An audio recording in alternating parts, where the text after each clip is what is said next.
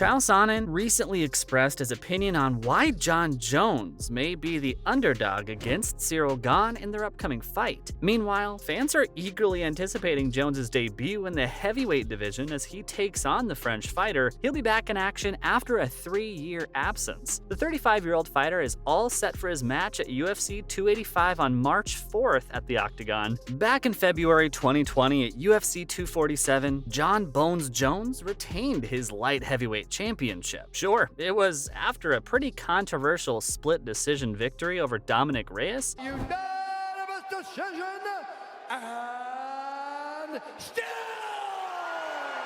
the undisputed UFC light heavyweight champion of the world.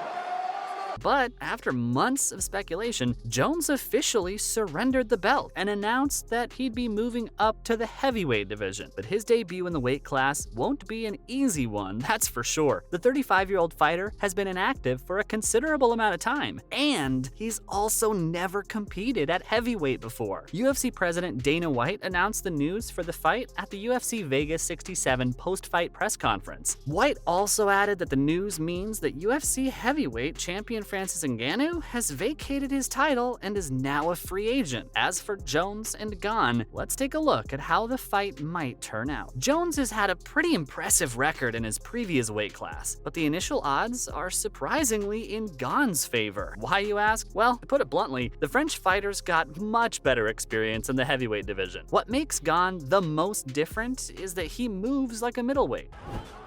Oh, he's going for it. He's looking for the heel hook.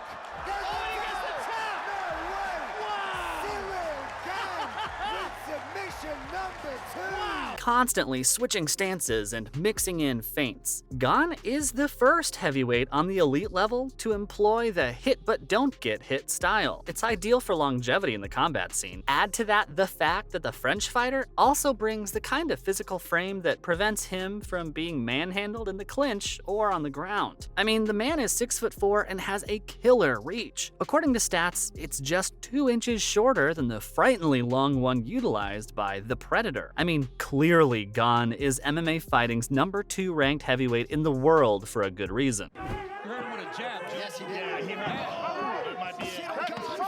Junior Dos Santos, 7-0 for Ciryl Gane. The Frenchman has won 8 of his 9 UFC appearances. Gane's game is hardly a simple question, but then again, I could say the same for Jon Bones Jones. His physical stature is a genetic lottery. The MMA great also stands at 6 feet 4 inches in height, and when it comes to reach, his is one of the longest in UFC history with a wingspan of 84.5 inches.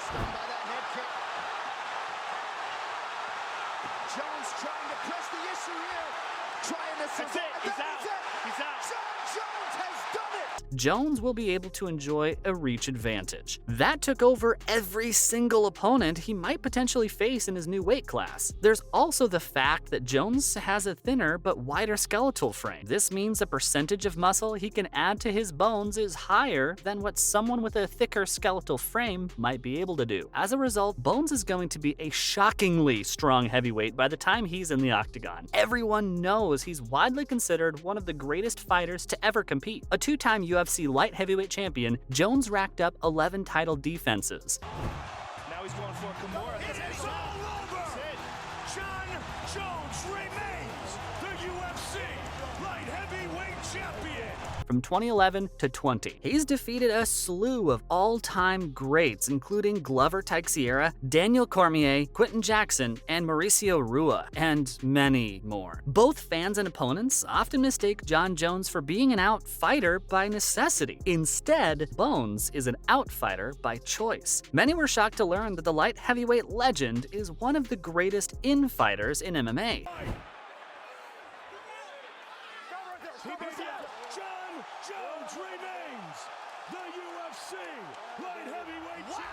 The 6'4" American has been publicly toying with a heavyweight move for more than a decade, but finally committed to reshaping his body and bulking up to more than 255 pounds over the past few years. So, if the 35-year-old UFC fighter seems to be so indestructible, why does everyone seem to think Gane has the upper hand? Well, Chael Sonnen seems to have the answer to that. According to him, Jon "Bones" Jones wants to be perceived as an underdog. Bones might be doing this to make people undermine him. I'll admit, when I first heard of this, it did sound a little dumb, but think about it. If you give people lower expectations, they're easier to impress. For Bones, this is just a shortcut to reminding everyone why he's considered one of the greatest in the sport. Sonnen believes that Jones wants his fans to doubt his fighting ability. This way he can demonstrate his talent and skill in the octagon. Meanwhile, Sonnen isn't the only one with a strong opinion about this fight. Daniel Cormier believes Ciryl Gane is a difficult style matchup for Jon Jones. Former heavyweight champion Daniel Cormier believes the fight might be bad news for Jones. Apparently, on his YouTube channel, Cormier gave viewers a quick analysis of how he thought the fight might go. He thought Jon versus Francis was the biggest and the anticipated fight, mainly because of the dangers that Francis Ngannou presented to Jon Jones with their difference in power. Now pick Maynard's phone to try to get a matchup with Ngannou. Down goes the Reem.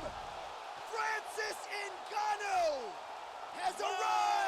But he also added that despite the fact that Bones has gone up against someone like the Predator before, the former pro MMA fighter explained how Ciryl Gane's movement and the way that he attacks is going to make him very difficult for Jones. As good as the 35-year-old American fighter is, he isn't a guy that moves very much or creates too many angles. Sure, he's long, and that lets him take control of guys like Cormier, or any of the other fighters he's gone up against before in the octagon, but he's very stationary and straightforward. Now, on the other hand, when you look at Ciryl Gane, you have a big guy who has a lot of those same qualities and the ability to move around a lot. Cormier went on to say that after fighting Ngannou, Gane's wrestling defense has most likely improved. This would obviously just be an added layer of difficulty for Jones. However, Cormier did explain that Jones could present his own challenges to Gane. The former UFC fighter believes Jones's fight IQ is unmatched. He thinks his preparation is going to be